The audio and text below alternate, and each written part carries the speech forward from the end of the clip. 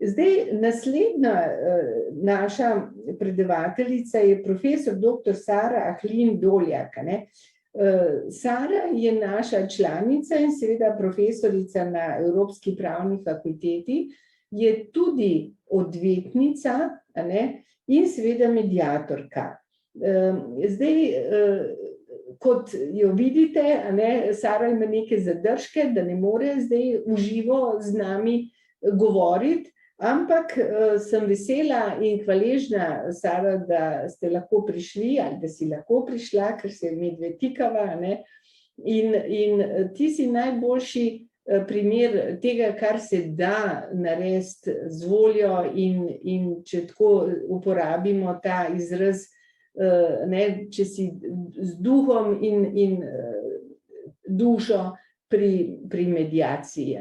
Tako da so stranke res lahko srečne, kadar si ti mediatorka, in tudi sem malo dobila te podatke zadnje, da imaš zelo veliko uspeha v mediaciji. Tako da stranke, kadar delajo s tabo, gotovo se tudi zamislijo nad sabo in nad življenjem. Tako da hvala ti, da si zraven. Si pa ti posnela svoj prispevek, ga bomo slišali, ampak predtem si pa nam poslala v chatu nekaj, da preberem. In rekla si, da se zahvaljuješ za priznanje in hvala, da ste me sprejeli v vašo sredo med mediatorje pri društvu in pri sodišču v Ljubljani. V stanju mojega glasu ni več slišati. Mi dajete zagon za nadaljnje delo in upam, da bom še dolgo z vami. Mi tudi, Sara, mi tudi upamo in seveda si želimo in sem prepričana, da bomo še kaj dobrega naredili skupaj. Tako da res hvala ti za vso to podporo in tudi tvoje delo na fakulteti, kot profesorica na pravni fakulteti, kot med študenti širiš ta dober glas o alternativnem reševanju sporov. To je tista bodočnost, o kateri smo prej tudi govorili in kateri včeraj tudi Aleksandar govoril. Tako da brez profesorjev na fakultetah nam živeti ni za naprej vzgajati nove rodove mediatorjev. Tako da bi zdaj prosila našo tehnično službo, da predvaja ta posnetek, da slišimo, kaj je Sara nam povedala. Pozdravljeni. Z nekaterimi danes prisotnimi se že poznamo. Nekateri ste me že srečali na mediaciji pred okrožnim sodiščem v Ljubljani. Imam privilegij, da mi je dano, da lahko opravljam 3 poklice. Predavam študentom družinsko pravo, sem mediatorka za družinsko pravo in odvetnica, ki se ukvarjam pretežno z družinskim pravom. Kot ste opazili, mojega glasu ni slišati.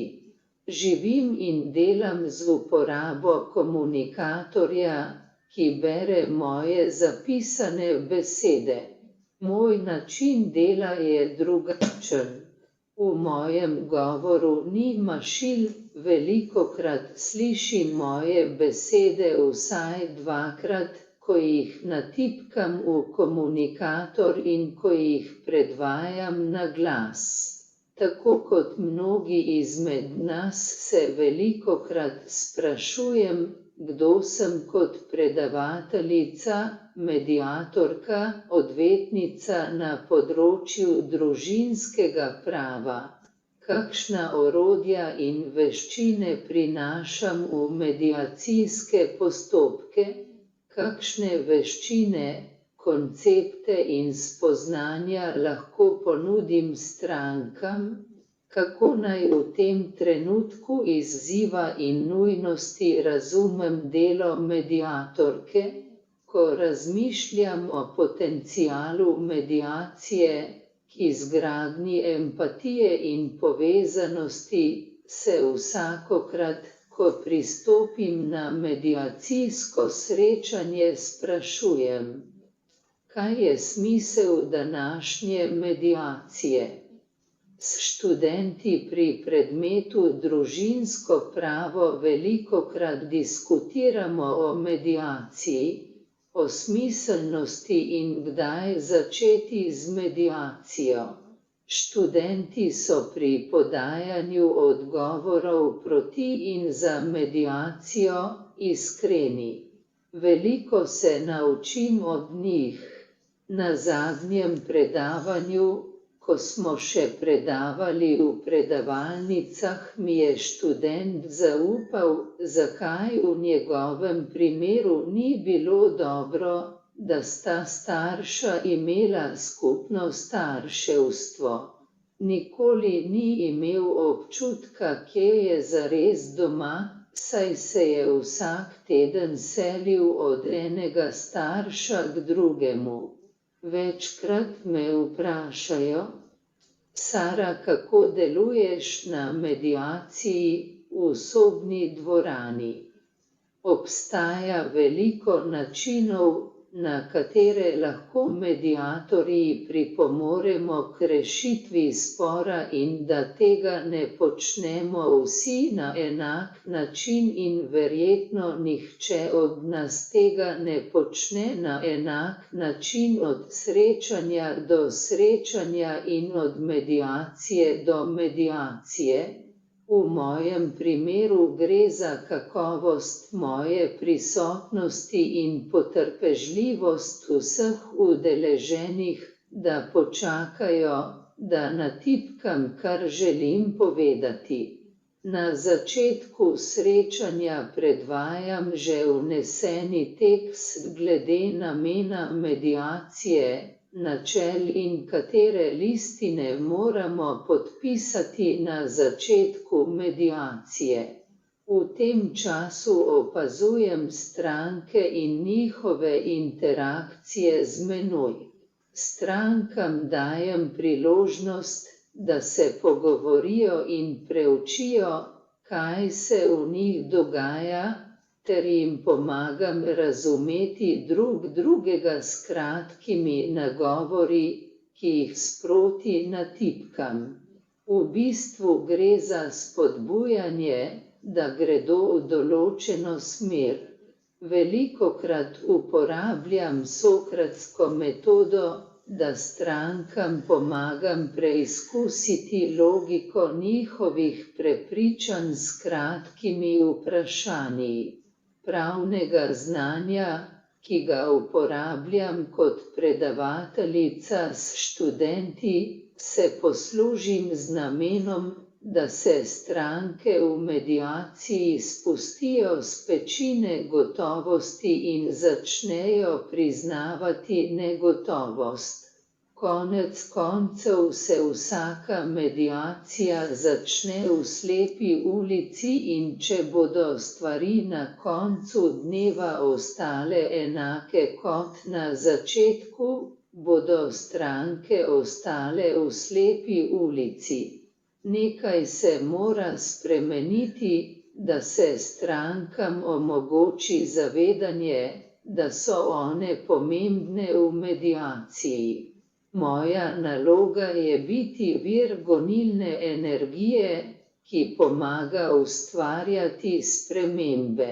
Moje odzivanje na mediacijskih srečanjih, priznam, ni v skladu z že uveljavljenimi idejami o tem, kako naj se mediator obnaša, ker je dogajanje dinamično in je vsaka mediacija različna in vsak trenutek v mediaciji je drugačen. Pomembna je moja kakovostna prisotnost. Ker težje pišem, povabim pooblaščence strank, če pomagajo pisati osnutek sobne poravnave. Na tak način postanemo vsi prisotni kreatorji rešitve in smo zbujeni ter aktivni.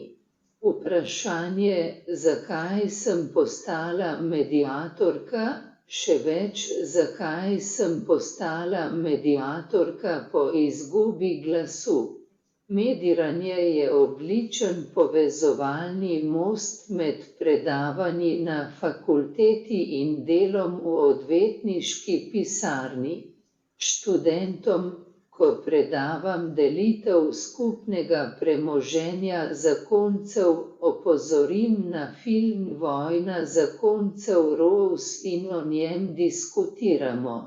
Želim jim povedati, da v družinskem pravu ni smisel v dolgotrajnih sodnih postopkih in kdo bo koga premagal. Ko sem se odločila, da postanem mediatorka, se je moje delo, način in miselnost v odvetništvu spremenilo. Mediatorstvo me je prekvasilo kot osebnost. Zavedam se, da kot odvetnica za družinsko pravo imam ključno vlogo pri nudenju pomoči strankam pri krmarjenju po nekaterih čustveno močnejših obdobjih njihovega življenja z uporabo pravnega znanja in izjemne empatije. Za konec naj vam zaupam, zakaj sem mediatorka. Strankam želim ponuditi globino izkušenj, spretnosti, modrosti, smisla za humor in zdrav odmerek ponižnosti. Ni algoritmov ali bližnjic, preprosto se moram pojaviti na mediacijskem srečanju in opraviti delo.